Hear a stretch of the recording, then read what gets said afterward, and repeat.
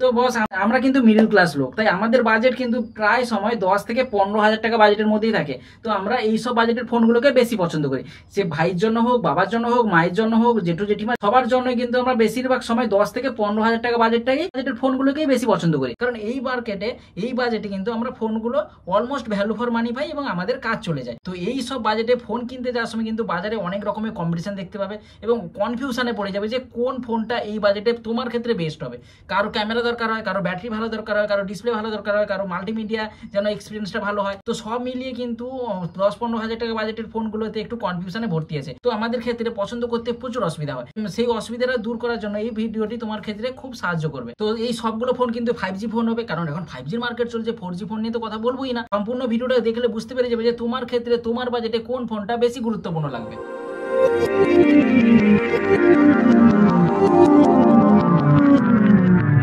প্রথমে বলবো Infinix note 40X। তো এই ফোনটা এই সদ্য কিছুদিন আগে লঞ্চ করেছে।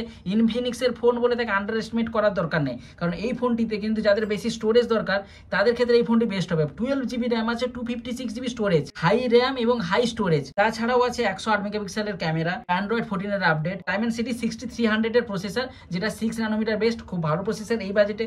তারপরে ইউএফএস 2.2 এর স্টোরেজ টাইপ আছে। এইটা একমাত্র বেশি স্টোরেজের এবং বেশি র্যামের ফোন। এই ফোনটিতে AMOLED ডিসপ্লে নেই, আইপিএস ডিসপ্লে কিন্তু 120 হার্টজ এর রিফ্রেশ রেট আছে। ইনফিনিক্স বলে পিছিয়ে যাও না, ইনফিনিক্স কিন্তু এখন ভালো কাজ করছে। এবার বলবো মোস্ট কন্ট্রোভার্সিয়াল ফোন, মানে 2024-এ যদি কন্ট্রোভার্সিয়াল দিয়ে শুরু হয় সেটা হচ্ছে এই CMF ফোন 1, নাথিং এর সাব ব্র্যান্ডের এই ফোনটা।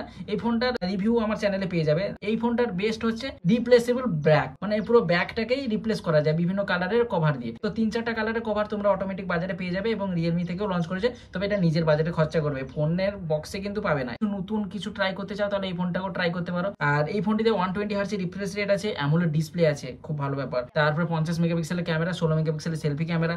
তারপরে সফটওয়্যার কিন্তু ভালো, নাথিং এর সফটওয়্যার এক্সপিরিয়েন্স পাবে। এটাতে ডায়মেনসিটি 7300 এর প্রসেসর আছে।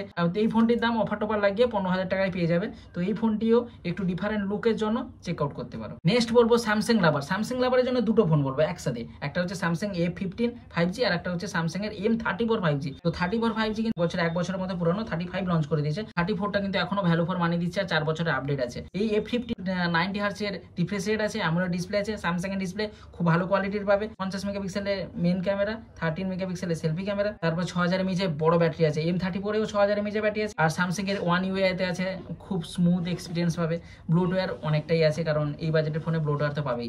ডায়মেনসিটি 6100 এর প্রসেসর আছে। তো স্যামসাং লাভার্স এর জন্য এই ফোনটি বেস্ট আছে। তবে একটা কথা, এই ফোনটিতে কিন্তু কোনো বক্সে চার্জার পাবে না, চার্জার কিন্তু বাইরে থেকে কিনতে হবে। এটা কিন্তু নেগেটিভ পয়েন্ট। আমি যখন চেক করেছিলাম 4GB র্যাম 128GB স্টোরেজের দাম অফার সহ 12,000-এ পেয়ে যাবে। 34টাও তোমরা 15,000-এর মধ্যে পেয়ে যাবে। সেটারও তোমরা চেক আউট করতে পারো। এক বছর পুরনো হলেও তার সফটওয়্যার এক্সপিরিয়েন্স যেহেতু 4 বছরের আপডেট পাবো, তাই আপডেট নিয়ে কোনো সমস্যা নেই। 4 নম্বর বলবো মোটো G64 5G। তো মোটোর তরফ থেকে এই ফোনটি, মোটো কিন্তু প্রায় প্রত্যেক মাসে একটা করে ফোন লঞ্চ করছে, কিন্তু ফোনগুলোও ভালো লঞ্চ করছে, কিছুটা নতুন রাখছে। তো আমার লিস্টে যতগুলি ফোন বলবো, এই ফোনটিতে একমাত্র স্টক অ্যান্ড্রয়েড এক্সপিরিয়েন্স পাবে।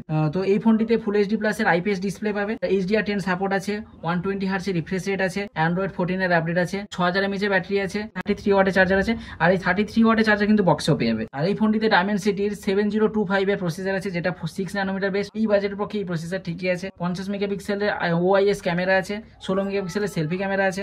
আমার লিস্টে যতগুলো ফোন বলবো, সেই লিস্টে এই ফোনটিতে one of the best camera দেখতে পাবে, ফটো কোয়ালিটি কিন্তু বেস্ট। আর এই ফোনটি আমি যখন অফার সহ চেক আউট করেছিলাম, 8GB র্যাম 128GB স্টোরেজ, তার দাম হচ্ছে 14,000 টাকা। তো অফার সহ কিন্তু তোমরা 14,000 টাকায় আরামসে পেয়ে যাচ্ছ, ভালো ডিল একটা মোটোর তরফ থেকে। আর এই লিস্টে আর একটা ফোন বলে দিচ্ছি বোনাস হিসেবে, পোকো X6 নিউ।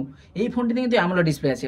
মোটোর ফোনটিতে AMOLED ডিসপ্লে নেই, কিন্তু পোকোর ফোনটিতে AMOLED ডিসপ্লে আছে। কারণ যদি ডিসপ্লে ভালো লাগে তাহলে পোকোর ফোনটাকে চেক আউট করতে পারো, কারণ AMOLED ডিসপ্লে পাবে আর মোটোর ফোনটাতে IPS ডিসপ্লে পাবে। 5 নম্বরে বলবো আইকিউ কিন্তু ভিভো এর সাব ব্র্যান্ড। আর আইকিউ অনলাইন মার্কেটে কিন্তু ভালো লঞ্চ করছে।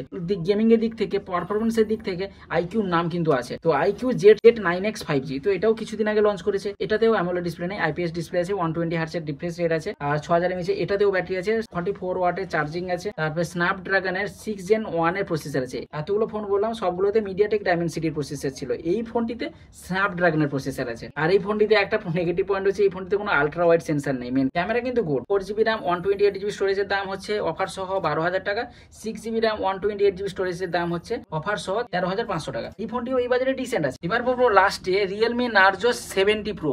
এই ফোনটা কিন্তু 15 থেকে 20,000 টাকা বাজেটের মধ্যে কিলার ছিল, এখন দাম কমে গেছে, কিন্তু 15 থেকে 20,000 টাকা বাজেটের মধ্যেও কিলার ছিল, এখন দাম কমে তুমি অফার সহ হয়তো 16,000 পেয়ে যাবে, হয়তো আমার বাজেট থেকে 1,000 টাকা বেশি হয়ে যাচ্ছে, কিন্তু তাও এই ফোনটা কিন্তু সব থেকে ভ্যালু ফর মানি। আর এই ফোনটা 1 নম্বরে সেই জন্য আছে, আগে 20,000 টাকা বাজেটের মধ্যে ছিল, এখন 15,000 টাকা 16,000 টাকা পেয়ে যাচ্ছে, কারণ যদি 1,000 টাকা বাড়াতে পারো তাহলে একটা বেস্ট ভ্যালু ফর মানি পেয়ে যাবে। তবে এই ফোনটি কিন্তু সব থেকে আন্ডাররেটেড ফোন বলতে পারো। সোনির IMX8908 সেন্সর আছে, মেন ক্যামেরা যেটা 50 মেগাপিক্সেলের, Dimensity 7050 প্রসেসর আছে, 6 nanometer based, medium to high gaming আরামসে করতে পারবে, 120 হার্টজ রিফ্রেশ রেট আছে, সুপার আমোলেড ডিসপ্লে আছে, তারপর 5000 mAh ব্যাটারি আছে, 67 ওয়াটে ফাস্ট চার্জিং আছে, যেটা বক্সে চার্জার পেয়ে যাবে, তো গ্লাস ব্যাক পেয়ে যাবে। তবে আমি যখন ফোনটির দাম চেক করেছিলাম 8GB RAM 128GB স্টোরেজ, যার দাম অফার সহ 16,000 টাকা, অফারের জন্যই দামটা কমেছে, কিন্তু না মানে এই ফোনটি যখন লঞ্চ করেছিল তখন কিন্তু 18, 19, 20 এরকম বাজেটে ছিল, এখন 16,000-এ কিন্তু এটা গ্রেট ডিল হবে।